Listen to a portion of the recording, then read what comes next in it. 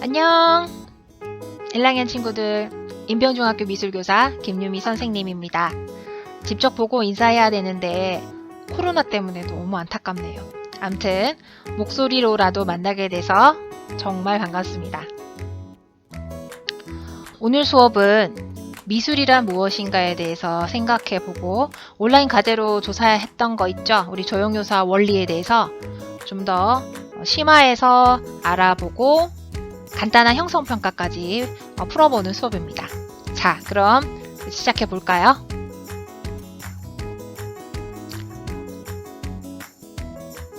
원래는 3월 첫 시간 오리테이션 때 하는 내용인데 조금 늦어버렸죠, 그죠? 우리가 교과목으로 배우게 되는 미술이란 과목에 대해서 한번 생각해 보려고 합니다. 과연 미는 무엇이고 미술을 우리가 왜 배워야 하는지에 대해서도 생각해 보고요. 먼저 미, 아름다움. 미란 무엇일까요? 아름답다는 말은 과연 무엇일까요? 만약 여기가 교실이었다면 아마 선생님이 질문을 다 했을 거예요. 여러분이 13살까지 살아오면서 가장 아름답다고 느낀 순간 언제였던가? 그러면 아마 가지각색의 대답들이 나오더라고요. 어떤 친구는 바다를 보러 갔을 때 그 바다가 아름답다고 느꼈다. 어떤 친구는 엄마 얼굴을 보고 아름답다고 느꼈다. 어떤 친구는 거울을 보니까 거기에 비친 자신의 모습을 보고 아름다움을 느꼈다 등등 정말 기상천외한 대답이 많이 나오는데 이것들의 공통점이 있더라고요. 단순히 귀엽다, 예쁘다, 멋지다, 쿨하다 이런 것과는 달리 아름다움이라는 것은 사람의 감정을 움직이는 또는 감동시키는 어떤 것이라고 정의를 내릴 수 있을 것 같아요. 그렇다면 이제 꼭 예쁜 것만이 그 아름다운 건 절대 아니겠죠. 우리 뱀파이어 알죠? 뱀파이어 보면은 굉장히 막 소름 끼치고 무섭고 하지만은 그 그로테스크한 어떤 그 기괴한 아름다움도 있지 않아요, 그죠? 그런 걸 또 좋아하는 친구들도 선생님이 많이 봤는데 미란 것은 단순히 예쁜 게 아니라 사람의 감정을 움직이는 또는 감동시키는 어떤 것이라고 우리가 정의를 할 수 있을 것 같아요. 자, 그럼 미술은 왜 배우는 것일까요? 아마 여러분이 중학교 2학년이 되면 수학여행을 갈 텐데 수학여행에서 아마 미술관이나 박물관을 꼭 한 군데 들으게 될 거예요. 그때 아마 그 두 부류의 학생들이 있는데 먼저 첫 번째 부류의 학생들은 그 박물관에 전시된 미술품들을 예술작품들을 너무너무 열심히 보면서 감탄도 하면서 보고 이제 감상을 열심히 감상하는 친구들이 있겠죠. 그럼 나머지 부류는 뭘까요? 그렇죠. 여러분이 예상했던 것과 같이 그 로비에서 한 5분 만에 휘리릭 다 돌아보고 로비에서 스마트폰을 꺼내서 미술관 진짜 하나도 볼 거 없다. 야 롤이나 하자. 게임에 막 게임 선명에 빠지는 친구들이 있겠죠. 그러면 이 두 친구들의 차이는 무엇일까요? 네, 성실하다, 성실하지 않다, 공부를 잘하는 학생이다, 공부를 못하는 학생이다? 아닙니다. 차이는 바로 그 차이를 아는 것입니다. 차이를 아는 거. 차이를 아는 친구와 차이를 모르는 것이 차이입니다. 아니 무슨 소리냐고요? 조금 더 쉽게 얘기해 볼게요. 여러분이 미장원을 전날에 갔다 와서 머리를 끊었어요. 그리고 그 다음날 학교를 갔더니 어떤 친구는 야 너 머리 끊었다 이쁘네 라고 알아보는 친구가 있는 반면 내가 머리를 끊었는지 안 끊었는지도 알아차리지 못하는 친구가 있겠죠. 이게 이제 그 미술관에서도 똑같이 적용이 되는데 미술관이나 박물관에 있는 여러 가지 예술작품, 다양한 미술 그림들의 그 차이를 알아보고 거기서 이것저것 감상하는 재미를 느끼는 친구가 있는 반면에 그 차이를 모르니까 다 똑같이 느껴져서 정말 하나도 볼 거 없네 라고 생각하는 친구들은 바로 이 보는 눈이라고 하죠. 안목이 없는 친구라고 할 수 있어요. 그리고 이렇게 그 차이를 알아보는 눈을 우리는 신미안이라고 합니다. 신미안. 미를 알아차리는, 미의 차이를 알아볼 수 있는 신미안이라고 합니다. 이런 신미안을 가지면은요, 여러 가지 여러분들이 어떤 직업에 종사할지 모르겠지만, 성공할 가능성이 높아진다고 할 수 있어요. 여러분 아이폰 되게 좋아하잖아요. 처음에 애플에서 아이폰이 나왔을 때 사람들이 굉장히 열광을 했어요. 물론 삼성폰도 기능면에서 굉장히 훌륭하지만 그 아이폰 특유의 그런 깔끔하고 미니멀한 디자인에 사람들이 열광을 했죠. 이게 뭐냐면 그 1%의 차이죠. 1%의 차이의 디자인을 알아본 거죠, 사람들이. 그렇기 때문에 이런 1%의 차이를 알아차리는 신미안을 가진다면 여러분이 어떤 직업을 가지든 그곳에서 능력을 발휘할 수 있기 때문에 이런 여러분의 보는 눈이 신미안을 길러주기 위해서 미술을 배운다고 할 수 있습니다. 이렇게 미술이란 무엇인가 또는 미술을 왜 배우는 것에 대해서 알아봤는데 미에 대해서 조금 더 알아볼게요. 이 세상에 존재하는 수많은 아름다움들이 있겠죠. 수많은 아름다움이, 세상의 모든 아름다움이 있는데 그 아름다운 미를 갖다가 크게 두 부류로 나눌 수가 있어요. 하나는 뭐냐 하면 자연미예요. 자연미는 자연 그대로의 아름다움을 우리가 말하고요. 바다라든지 계곡이라든지 아름다운 꽃 이런 것을 우리는 말합니다. 그리고 두 번째, 크게 두 분류로 나눌 수 있는데 두 번째는 바로 조형미입니다. 인공미라고도 얘기하는데 인간이 인위적으로 만든 아름다움을 말합니다. 뭐가 있을까요? 그렇죠. 화가들이 그린 그림 또는 조각 그리고 아름다운 건축물 이런 것들이 있습니다. 그렇다면 이런 미를 이루는 구성 요소는 어떤 것들이 있을까요? 먼저 조형 요소가 있습니다. 그리고 점, 선, 면, 형태, 색, 질감, 명암, 양감, 공간과 여러분이 과제로 했죠, 그죠? 그리고 조형 원리가 있습니다. 통일, 변화, 강조, 균형, 대비, 동세, 율동 등등인데 이런 조형 요소와 조형 원리가 합쳐져서 아름다움을 이룬다고 하네요. 근데 이 단어 자체도 너무 어렵고 조형 요소가 뭔지도 모르겠는데 선생님 잘 이해가 안 가요 이렇게 얘기할 것 같은데 그래서 조금 더 쉽게 요리에 빗대서 한번 설명을 해볼게요. 자, 여기 김치가 있어요. 네, 김치라는 재료를 가지고 어떻게 요리하는가에 따라서 다른 맛을 가진 요리가 탄생을 하겠죠. 먼저 김치를 가지고 끓였더니 맛있는 보글보글 김치찌개가 됐습니다. 또 김치를 가지고 볶았더니 맛있는 김치볶음밥이 됐어요. 그리고 김치를 부쳤더니 김치전이 되었죠.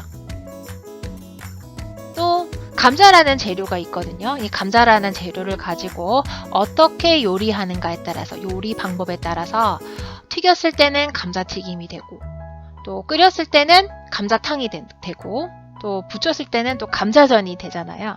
이렇듯 요리 재료는 바로 조형 요소에 해당하는 겁니다. 재료인 조형 요소인 점, 선, 면, 형태, 색, 질감, 명암, 양감, 공간감 이런 것들을 가지고 어떻게 표현하느냐 요리 방법이죠. 어떻게 표현하느냐에 따라서 조형 원리 그 요리 방법을 조형 원리라고 하거든요. 그래서 조형 요소를 어떤 조형 원리로 표현하느냐에 따라서 다른 느낌을 가진 작품들이 이제 탄생을 하는 거죠. 이 작품 같은 경우에는 선, 면, 색 등의 조형 요소를 가지고 그 비례, 균형 등의 조형 원리로 작품을 제작한 몬드리안의 작품이거든요. 조금 이해가 가시나요? 그래도 잘 모르겠다. 그러면 우리 추억의 윌리와 함께 한번 자세히 알아봅시다. 윌리를 찾아라는 책이 한동안 정말 유행을 했었어요. 윌리. 자, 그러면 진짜 윌리를 한번 찾아볼까요?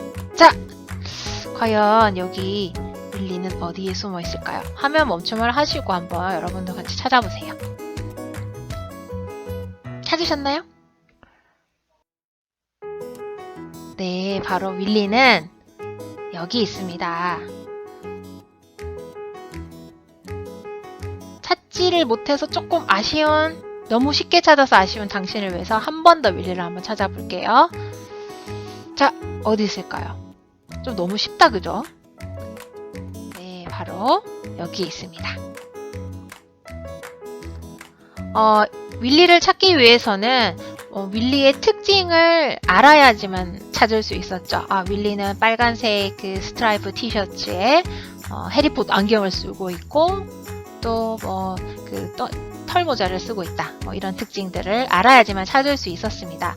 마찬가지로 우리가 그 작품 속에서 조형 요소와 원래 특징을 알면은 우리가 그 작품의 특징도 작품 속에 숨어 있는 그런 특징도 잘 찾을 수 있겠죠. 그러면 조형 요소와 원리에 대해서 조금 더 자세히 알아볼게요. 조형 요소는 점, 선, 면, 형태, 색, 질감, 양감 등이 있고요. 교과서 미술 1의 61페이지에 잘 정리가 돼 있어요. 그래서 점, 선, 면, 그리고 형태, 색, 질감, 양감 화면을 멈춤하고 한번 읽어보고 넘어가면 좋겠어요. 조형 원리에 대해서도 자세히 한번 알아볼 텐데 조형 요소에 비해서 조금 어려워하는 부분이 있어서 조금 설명을 약간 더 첨부했습니다.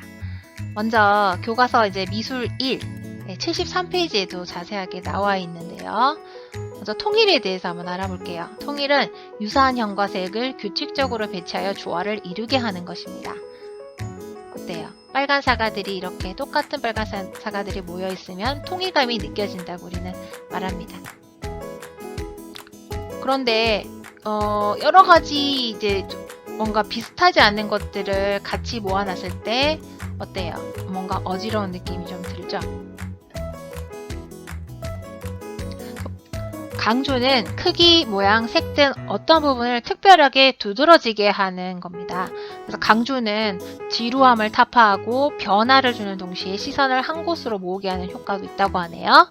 자, 아까 우리 통일감이 느껴졌던 그런 사과를 이 강조의 느낌을 주고 싶다면 바로 이렇게 하나를 튀게 바꾸면 되는 거죠. 그리고 이렇게 강조를 했더니 뭐가 생겼다? 변화가 생겼다. 그죠? 변화는 선 모양, 색, 크기, 길이, 위치 등을 다르게 표현하여 단조롭지 않게 하는 것이라고 합니다. 율동은 선, 면, 색 등이 반복되면서 규칙적으로 연속되어 생기는 시각적인 움직임을 말하고요. 우리가 이게 춤출 때 웨이브 잘하는 친구들 있죠? 이렇게 웨이브, 이렇게 파도 타는 것처럼 굽실굽실한 거, 이런 느낌을 주는 것을 율동이라고 합니다. 그리고 균형, 이거는 뭐 다 아는 거죠. 어느 한쪽으로 치우쳐지지 않고 안정을 이루는 것인데 이렇게 그죠? 시소처럼 대칭적 균형.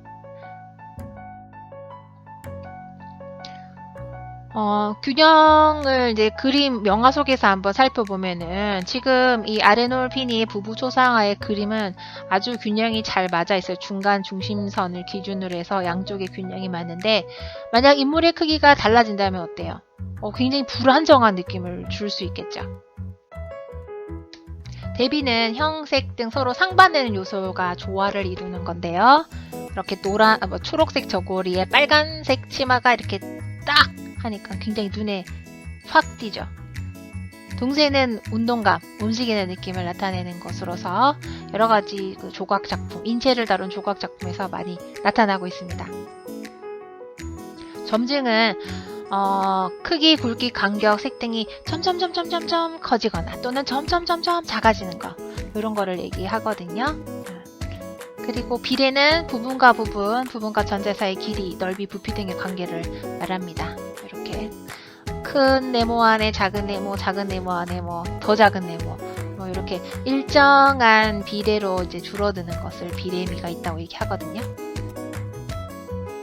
자, 오늘의 학습 정리 한번 해보겠습니다. 미술은 무엇인가에 대해서 우리가 알아보았고, 또 미술을 왜 배우는가에 대해서도 생각해 보았죠. 그리고 미란 무엇인가, 자연미, 조형미, 그리고 미를 이루는 구성 요소인 조형 요소와 조형 원리에 대해서도 우리가 자세히 알아보았어요.